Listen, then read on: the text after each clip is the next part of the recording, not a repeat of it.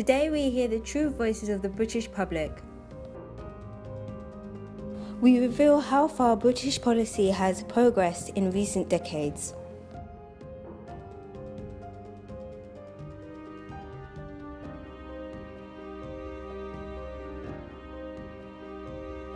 This film is about one of the most difficult and controversial questions facing Britain.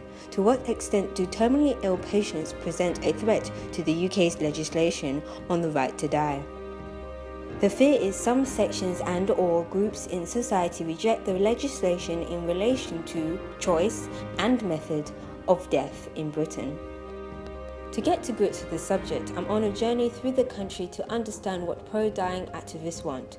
First, an interview with Michael Owen, retired GP and medical director with the United Nations, currently head of SAWS, an organisation set up with the purpose of helping the elderly who wish to die. To me, it's a very restrictive form of bill. But the campaign that had been going on for several years to change the law in this country, the main supporters like Dignity in Dying and SAWS and so on, we were hoping that at least 250 members of Parliament would support the bill. I'm Stephen Timms. I'm the Member of Parliament for East Ham, and I have been since 1994.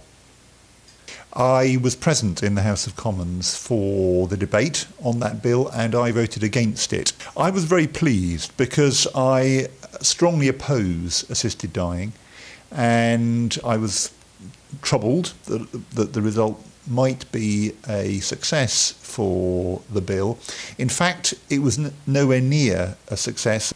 Almost 20 years ago, we had a debate about the same subject, and the margin this time by which the bill was defeated was even more than it was the previous time. In the debate in the House of Commons on the Rob Marris bill, one of the most telling speeches for me was the speech made by my parliamentary neighbour, Lynn Brown, the MP for West Ham. And she told about how her mother had, in the last few months of her life, been very, very poorly. And Lynn Brown made the point that if assisted dying had been legal, her mother would have spent those last few months worrying about whether she should have her life brought to an end. Now, I think it would be a terrible thing if people like Lynn Brown's mother in that position, knowing that they were getting towards the end of their life, felt they had to decide whether or not to end their life. I think far, far better for us as a society to say to everybody who is unwell, we are going to do all we can to make you better again and to extend your life as long as we reasonably can. You see, in this country, in the UK, this campaign for changing the law to make doctor-assisted suicide or voluntary euthanasia possible, it's been going on since 1935. The first right to die society in the world, the Voluntary Euthanasia Society, was established in that year. And the main people in support of the VES in the early days were doctors. One of them was a physician to the royal family, and also local clergymen. Nowadays, the opposition to changing the law in this country comes mainly from religious forces and also from the medical establishment. Oh, hello. My name's John Ross. I'm the Senior Minister here at Farnham Baptist Church. I'd encourage people to talk about the end of their life, maybe choose what they want as the songs for their funeral, maybe make some arrangements. So we're quite positive in talking to people about that. But in terms of taking your own life, whether it's done in a dignified manner with swallowing some tablets or whether it's done by somebody else, it seems to me that we have no right to take our own life or anybody else's life. So I'm Dr. Kevin Stewart, and I am a consultant geriatrician by background, so I look after elderly people. And my job here at the Royal College of Physicians is that I lead our work on end-of-life care. Some patients actually want to live as long as possible no matter what, and will endure a great deal of suffering and pain and other symptoms that others wouldn't. Other patients have a very well-defined view of when their quality of life is deteriorated to the extent that they don't want to be kept alive. There is a really distinct difference between us working hard to keep somebody alive and us assisting them in ending their own life. We equally would not want to keep people alive against their own wishes. So we're promoting as much as we can the view that the message has to be out there that people need to talk to their families about their wishes in end-of-life care. They need to talk to their doctors. They need to talk to their nurses. They need to talk to other professionals. We need to have a much more honest public debate about what is possible and what is not possible, particularly with our ageing population. I don't think we've got there yet, and I think that's where the media, I think that's where the press, I think that's where politicians, I think we all as society have an obligation to really talk about what has traditionally been a fairly taboo subject. And then a third group opposing any change in the law, not so vocal as the two I've mentioned, are various disability groups. Because some disabled people feel that, I hate the expression, but they already are kind of second-class citizens because they're in a wheelchair or they're blind.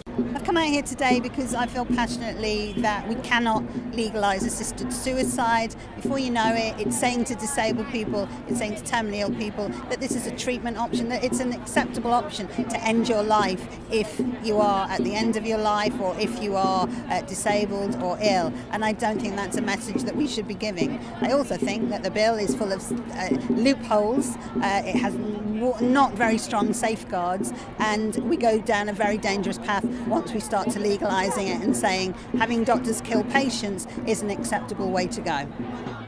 It seems very compelling to vote for choice. The people that want this bill say it's all about choice. Do you know what? People don't have choice in their life at the moment. People don't have choice over how they die. And what I mean by that is, you know, there's a waiting list of 13 people to one bed in a hospice.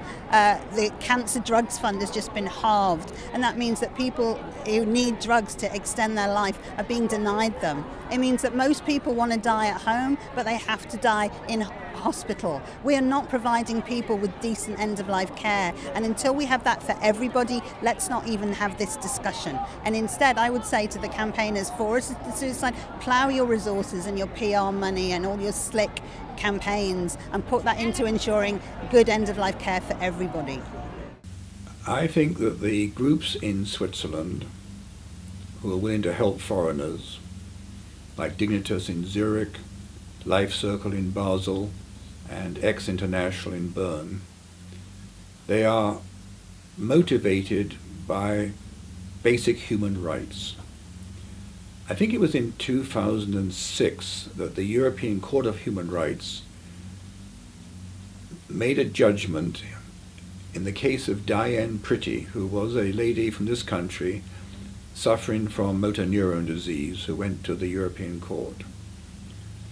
And the European Court said, and I can't remember the exact words, but to paraphrase it, that in an age in which there is growing life expectancy and better and better medical treatment for people, that people should not be forced to hang on in an undignified manner if this is something which is against their own personal beliefs and principles.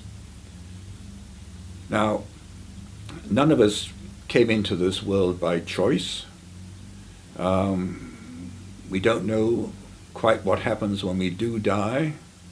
I'm a humanist in my, I hate the word belief because it's not a belief, humanism, but I have an open mind about whether there's an afterlife or not. So therefore I think one should be in control as to how you can end your life when you've got justifications for it, such as serious medical problems and advancing age. What we have discovered is important and should fundamentally change the understanding of the British elderly, disabled and terminally ill. It will also help shape the debate on how we tackle the decisions of when to die. For change to happen, there has to be meaningful dialogue. The first step is to understand what the British public want.